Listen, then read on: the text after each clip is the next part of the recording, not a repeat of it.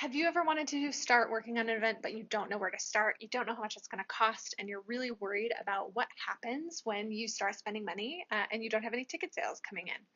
Well, today in our video, I'm going to walk you through our personal event budget and the budget that we use with clients so that you can work on your event stress-free without worrying about money and how much it's going to cost you.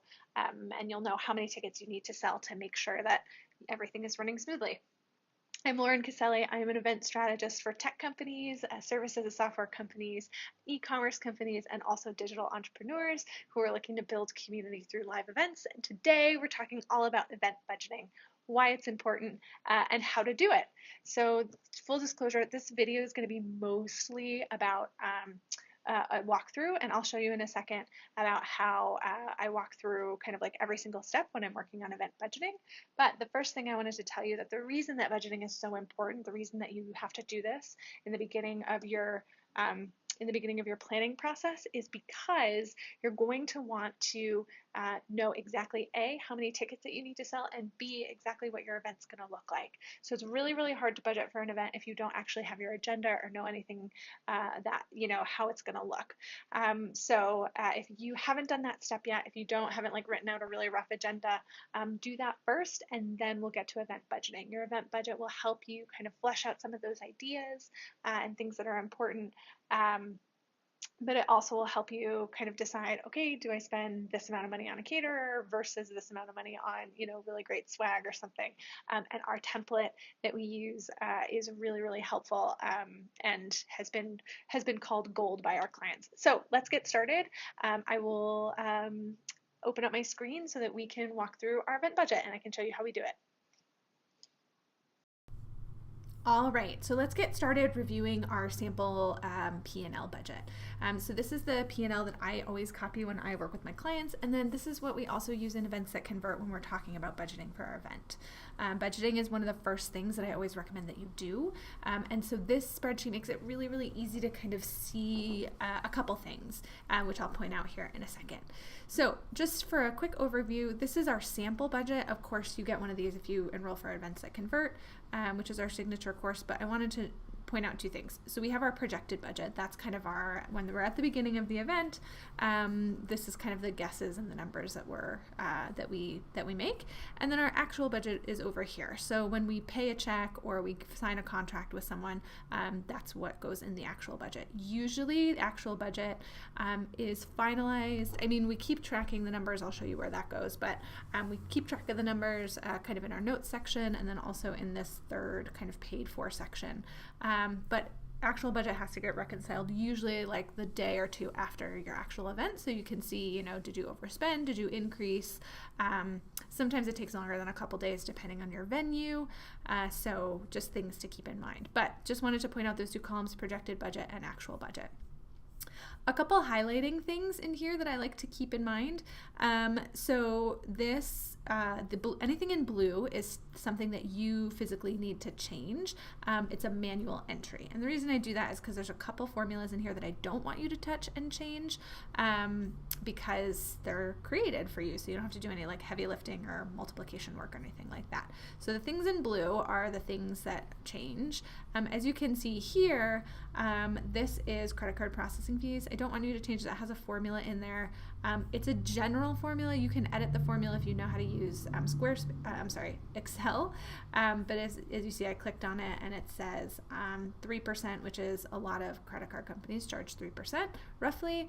And then a lot of times if you're using PayPal or something like that, they add like a 30% transaction or a 30-cent transaction fee.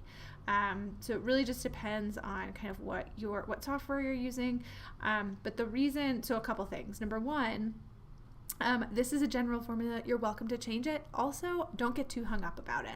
The thing about event budgets that I always like to say is accurate, not precise. So you're definitely going to have some money here and there that's going to fluctuate. But to get, unless you're doing like huge volume of ticket sales, this formula, like you don't need to worry about it a ton. If you're selling like 50 to 100 ticket sales, this, it's going to be like $50 either way with the fees, depending on, your ticket pricing. So just, again, with all of this, it's accurate, not precise. We want to just get a general sense of what we think it might be, instead of like going whole hog on like getting exact numbers. So this is something that honestly, I would even round up to like $2,000 mentally, just to keep it easy.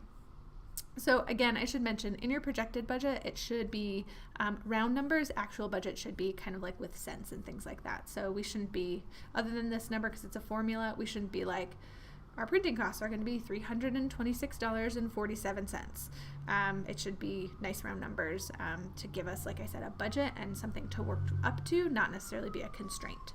So that said, that's kind of what the colors mean here. This yellow number is basically all of the attendees that will potentially attend. So you'll see that kind of mirrored throughout here, right? So don't touch the yellow number. But, if you decide, well, I want to sell 75 tickets instead at the early bird price, that's my goal, you'll see that this all kind of like changes. So again, don't touch the yellow number, but that's kind of, if you're like, how many people have bought tickets, if you're tracking them in this, then you kind of have an idea here. Okay, cool. So that's that. I'm just trying to, okay. And then also the last thing I wanted to point out, color wise, is this over here is our sponsorship. If you are doing sponsorship for your event, this automatically calculates your projected sponsorship revenue. If you click over to our second spreadsheet, sponsorship dollars, you'll see here, these are just projections for you. If you're like, okay, we got a couple $2,000 sponsor and a $500 sponsor, and some of them are in kind, whatever, it all adds up down here. These are like the amount of sponsored dollars that you have. It all adds up down here, and then it goes into your master budget right here. This is automatically populating, so you don't have to worry about it. You can just put your sponsorship dollars in, and then it'll automatically go here. So let's say this person bumped up to 1,000. You'll notice it changed there, and then we'll go over here and it's changed here as well, which is so fun. A couple other things. Up here, kind of above this fold, are your inflows. So we have our early bird pricing, which I always recommend. We have a regular pricing, and you can also do a late pricing. If you want to do 3 pricing tiers, that's fine, but we have early bird, regular. I also like to do a scholarship pricing. Sometimes people give away scholarships at less than the cost or whatever.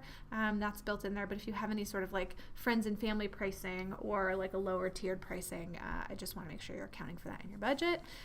We also have to account for speakers and you as the event host. So let's say you're bringing someone in, even if they're not necessarily, you're not paying them or you're not paying their way to come, if they're just coming to speak, we still have to account for them in our total cost because they will be at the event. So we have to know, 141 chairs versus 100, or 143 chairs versus 144 chairs. We have to make sure that we're accounting for everyone who's going to be in the room. Same thing with sponsorships. If you have sponsorship tickets and you're offering, for our highest level sponsors, you get 2 tickets per sponsorship level. We have to account for those. And then same thing for volunteers and staff. If you need help or, you have your team coming, we have to make sure that we're accounting for them in the count because hopefully you're going to feed them. But it's just important to make sure that if you have people on site and you're doing an overnight event, you got to think about where are they staying and all that fun stuff. So that's that. Again, here's our gross ticket sales, our sponsorships from the previous, and then our gross revenue.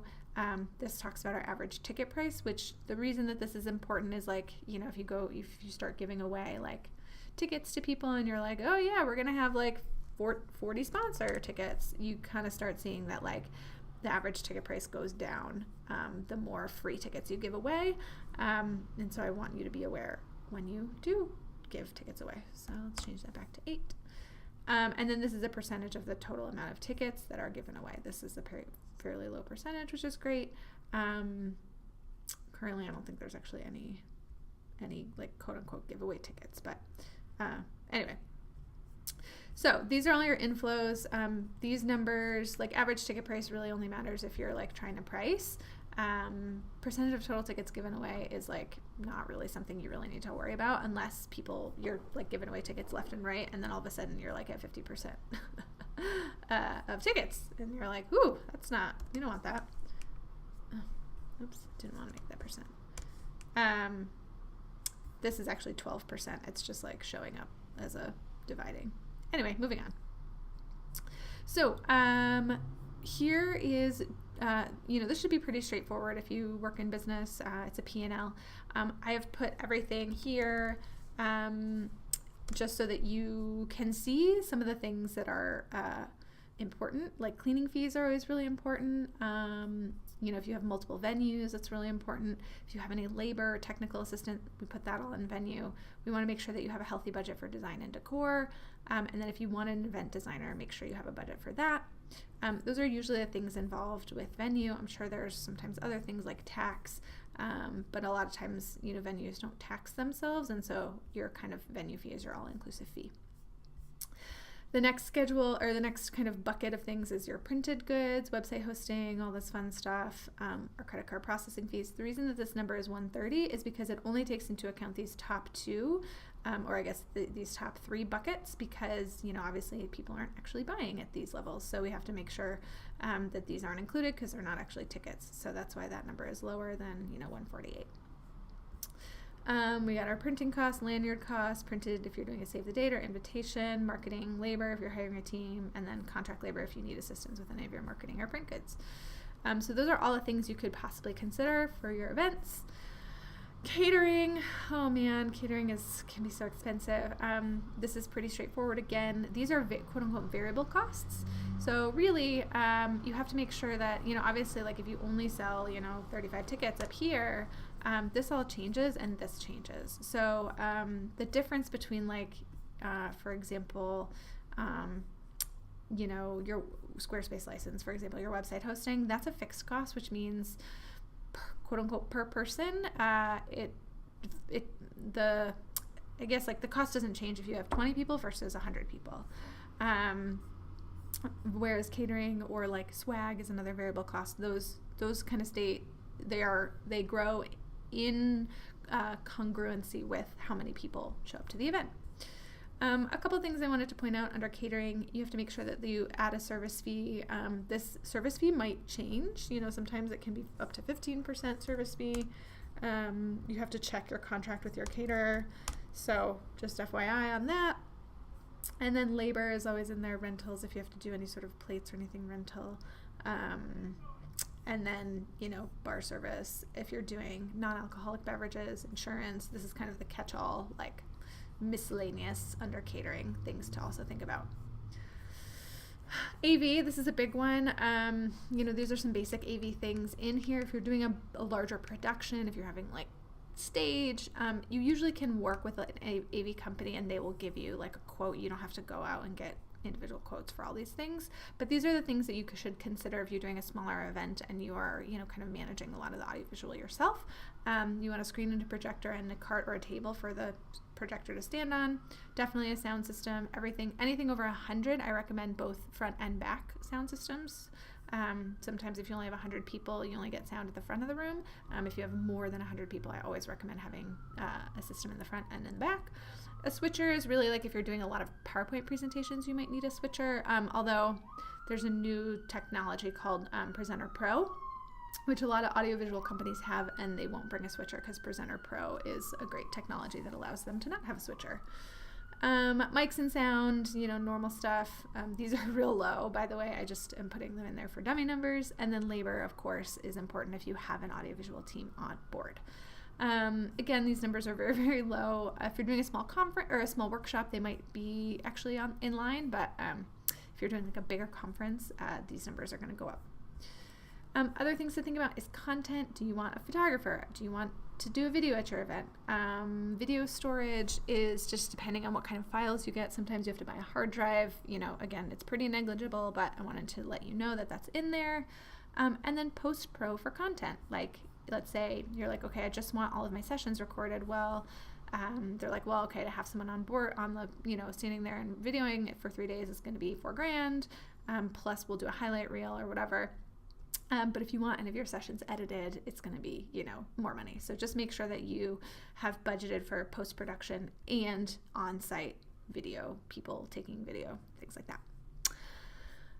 Next, transportation. If you are working with speakers, it's really important that you keep in mind that you might not be paying your speakers, although we do have a speaker.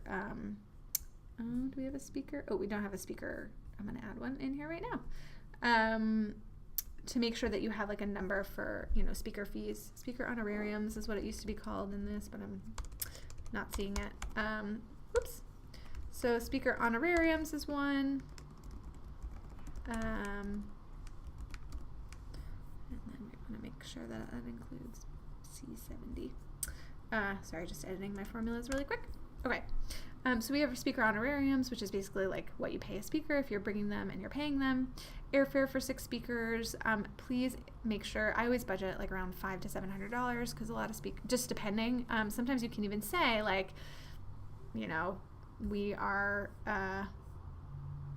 only flying speaker, we'll reimburse you up to $500, and that way it keeps your budget in check. Mileage, if speakers are driving instead of flying, you can give them like I think it's 0.56, whatever the IRS standard is right now, to reimburse them for if they're driving. For distance, it's usually distances greater than 25 miles. I can't remember what it is. That's up to you though. Parking costs, if you're reimbursing parking for speakers, if you're giving them a per diem, which is like an amount of food and beverage that you can give them per day. Here's mileage. I'm actually going to delete this one then. But yeah, so the mileage is in here, and it's 56 cents per day. So that's kind of like per mile. So it's however many miles. Looks like this was 300 miles roughly. House for leadership is really just like house for, this was a specific event, but if your leadership can't stay in the hotel or in the location, do you have to rent a house for them? And then, like I said, speaker and leader hotel, so hotel rooms and things like that. I don't know why this says transportation. I'm going to change it to speakers. That's funny. Cool. Okay, now we have labor. This is a place, if you're hiring an outside event planner or assistants, this is like really straightforward, but this is also kind of like where if you're hosting it and you're doing all the work, I like to put like quote unquote your salary here. So if you're like, I want to make, $1,500 for my efforts, or let's say $2,000 for your efforts, you got to put that in there. Contract labor is just assistance. That might be a day of assistant. Miscellaneous could be anything from like, someone to run errands or TaskRabbit or people to help you like load in and load out for your event, whatever. We have this other piece, which is like gifts and things. So I guess this could also go under speakers and leaders, but I wanted that to be a separate category. If you're doing a welcome dinner with your speakers, if you're having a final dinner with your leadership team, if you're doing thank you gifts, that's all in here. That's kind of like some miscellaneous stuff. Welcome swag, again, this is all things you need to order, but they're variable. So like if you go down, to 25, this all goes down and this all goes down as well. And then lastly, these are just like real dummy examples of like, let's say you had to do some last minute floral and that's really not budgeted, or, some speaker stuff, or, we had to hire some more people for breakdown and we realized we had to do, we didn't exercise. So these are all just kinds of things that you might not have planned for, but they're kind of like, after you do your first event, you can put them in here in the like more kind of like project the actual side, and then you can like think about whether or not for the next year if you want to like make sure like build these things into budgets, into like line items up here. I usually, when I'm doing my own budget, I like delete all of this and usually just have a contingency budget under miscellaneous. So like I'll just do 5 to 10% of the overall event budget and put a bulk number in there. So I'll just delete all of this. I'm gonna hide it. I'm not gonna delete it. But I'll usually just do this and then have like, if the whole event costs $2,800, I'll just do like $2,000 for a contingency budget. So I hope that was helpful. Oh, the last things down here. So down here we have our profit margins and then our break-even revenue here. So after you've gone through and like gotten quotes and like have put together like a pretty good event budget, down here we have this really fun ratio, which as you can see, some things are hidden because there's some calculations in there. So basically after you've sold like, okay, I'm gonna sell 35 tickets, total of whatever this is. I'm going to sell a total of 60 tickets. Isn't it 60? 60 tickets. And then these are all my freebies, and I'm on a $7,000 in sponsorship, and I'm not going to spend that much money because, my venue is pretty cheap and all that fun stuff. Your net profit margin hangs out here, which is awesome. So you can say like, okay, if I sell 60 tickets at $3.99, then $5.99, and 5 scholarship spots at $200, then I will, make an 18% profit. Will just go to me, which is awesome. That's a really great rate. Usually in the event world, anything above 20% is unheard of and awesome. So if your retreats are a little bit different, usually those are a little more like, profitable, but if you're doing a workshop or a larger event, sometimes those can be hard to be profitable unless you have a really high ticket price and you have a really engaged audience. But if you're kind of like starting out and really building your events, your event like portfolio, 20% is really great. We also have this number in here, which is the cost per person. It's basically just this big number divided by 83. But you have to keep in mind, sometimes people will be like, okay, well, then I have to just make sure that this is my ticket price, or my ticket price is $450 or something like that. But you have to understand that it's not just, this cost per person isn't just for paying people, it's also for the freebies, which is why these numbers down here are so much more important to know, because out of this we have 83 people coming, but only 60 of those are, we have like 20, or I guess 75 maybe, 18, 16, 17, 18, yeah, so 18 people are not paying, and so the cost per person is $366 whether or not they're paying or not. So you have to like bump your ticket price up to compensate for that.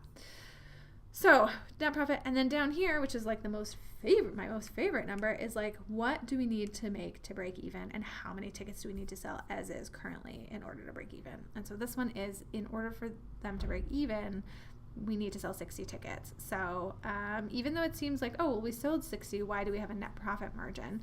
It's because we have all of these like freebies down here. So this is just a good guideline for you to say like, okay, in order for us to break even with all of these costs, we have to make either $27,000 in revenue or sell 60 tickets. Also, I guess because there's like different, the hardest thing about this is because there's different pricing tiers. It's not like it's super straightforward. You have to keep into account like lower pricing tiers, which is why these numbers are a little confusing, but just trust the numbers. Just trust them.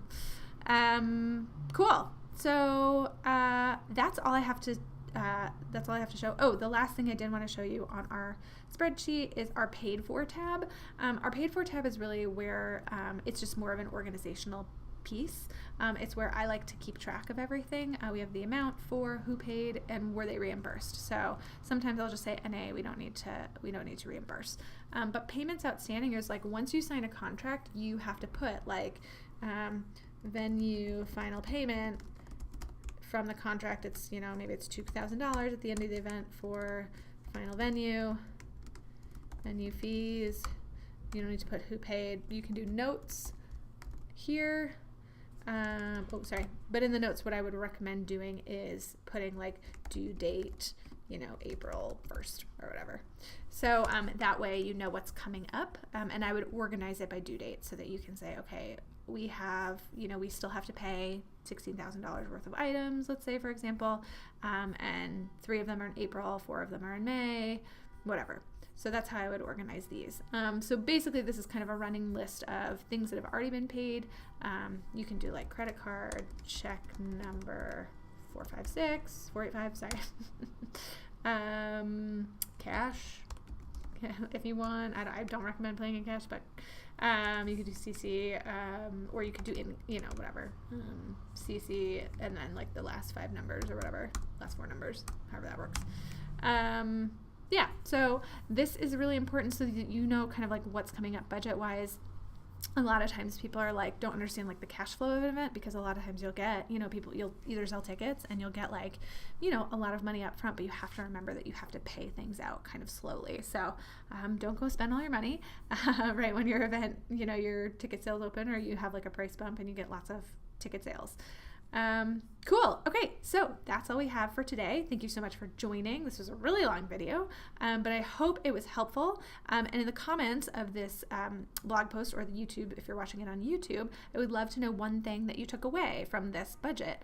If it was helpful, if you learned anything about how we budget with our clients and also for us for events. So thanks very much, and we'll see you in the next video.